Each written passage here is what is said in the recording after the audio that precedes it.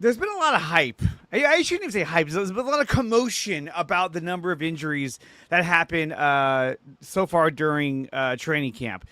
Now, I think a lot of this is blown out of proportion. I think a lot of this is just us panicking over what happened last year and a little bit of the year before, but mainly what happened last year. And I mean, that was a catastrophic amount of injuries to a lot of key players. And I think anytime we see someone go down with any kind of injury, the Niner fans immediately go into a panic and wonder, oh my God, what's happening? The sky's falling. The substation is taking over. But here's a list of some of the injuries so far. I don't know if you guys can see that or not. We got Mike Evans with the quad, Dejon Stribling with the hamstring, Ricky Pearsall, we know about him, Christian Kirk with the strained calf, Jordan James with the broken rib, thanks to Fred Warner, Kalon Black with an abductor. What is an abductor? Is it abs? It's like on the side. Yeah, and it all leads to your groin pretty much. Okay. Mikhail Kamara, big fan favorite of Larry Krueger. He tore his ACL. Why is he on there? He was waived. He was waived. However, he went unclaimed. So guess he's what? actually He was never going to make the roster. That's not what he said. He said Kamara was going to make the roster. No way. Undersized, short-armed speed rusher that has no pass rush moves, who's in year 6 from college, now coming in here. No way. So, he tore his ACL, so you're not going to see him at all this year. Malik Mustafa with the hamstring, Keon White, another abductor. So you got a bunch of guys here, but yesterday we had a lot of guys return to practice. Obviously, Osa Odigizua, who was out with soreness, he came back. Dre Greenlaw came back. Stribling came back.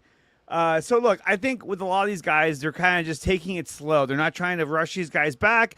If they have a little bit of an ailment, then, yes, they're going to sit them out until they're 100%. And I think they're not trying to push the envelope on these guys. But so far, you guys, we'll start with Sterling. What do you make of all the injuries? Is it the substation, or are we just kind of overreacting to the number of these minor injuries? Talk about looking like a post-industrial apocalypse right there. The substation behind the Niners practice field, and I've been there plenty of times, and it has never looked so foreboding as it does now. Look at that one. So maybe it's because they cut That's the trees down around it because they all died, and it makes it look more pronounced. But you do want to give the Niners a little bit of benefit of the doubt, that maybe they're holding off some of the injuries or some of the injured players with minor stuff to have them be potential participants in joint practice and preseasons, because some of the injuries do seem minor.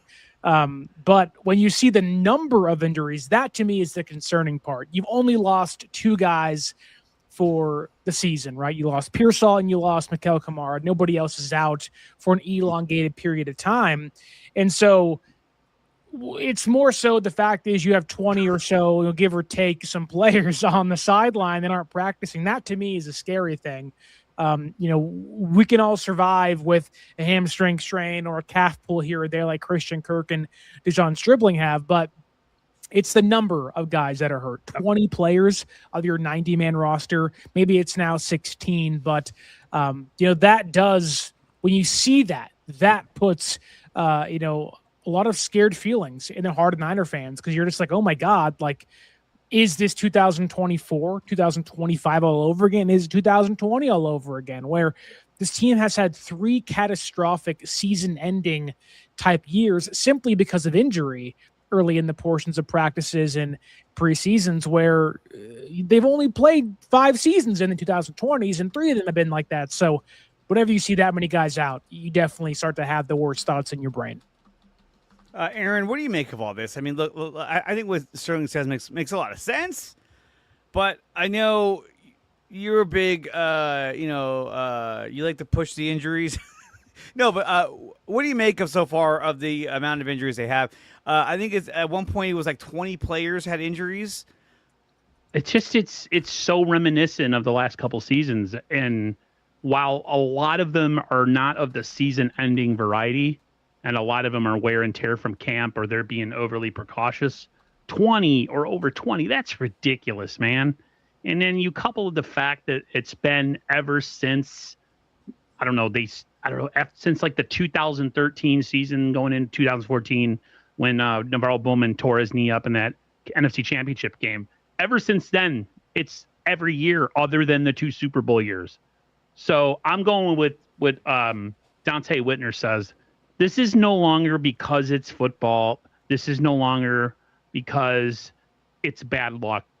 Somewhere, somehow, there is an underlying problem.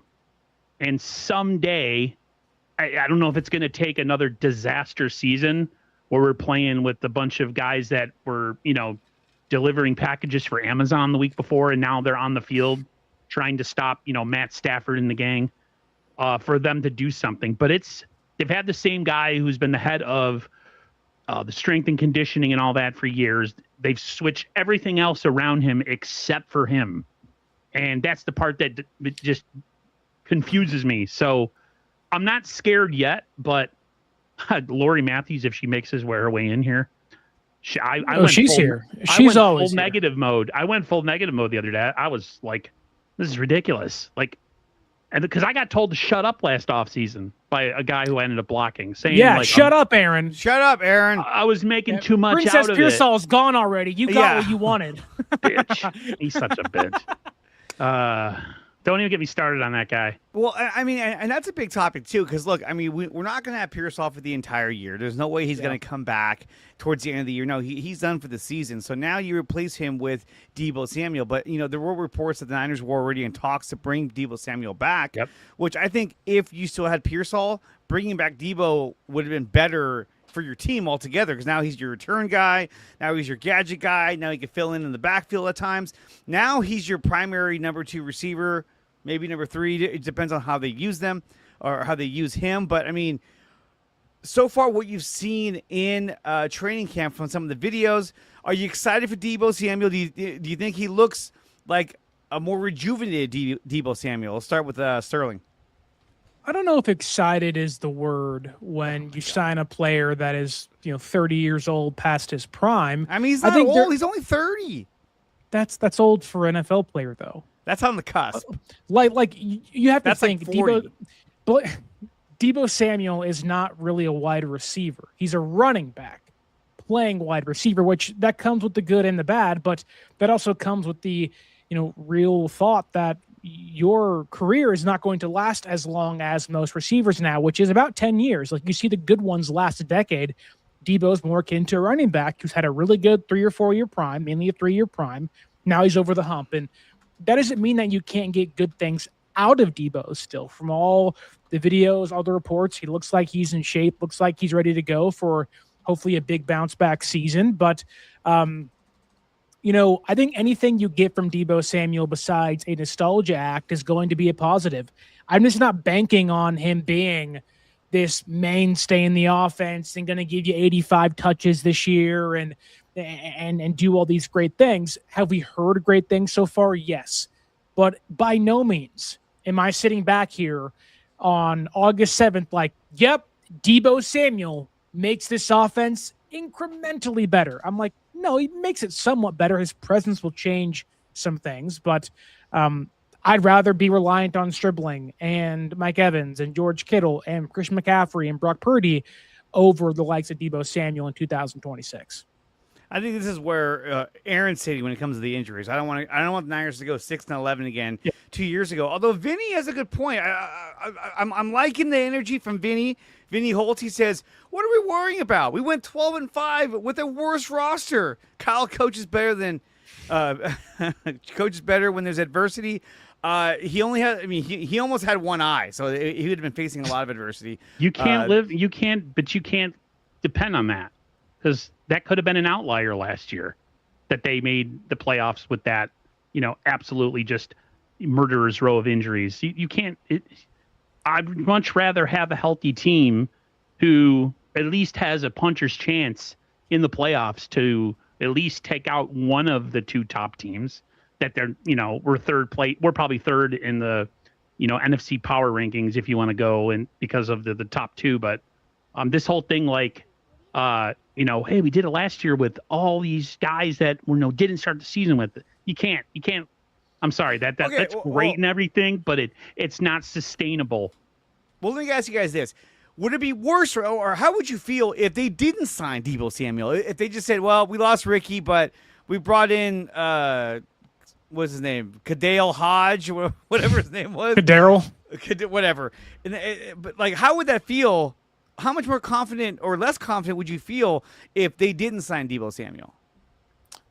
I mean, obviously, when you're debating, is it better to sign a guy that can help you, at least in some ways, and probably better than most on the free agent pool, not named Stephon Diggs, who had a lot of off the field problems, especially this offseason.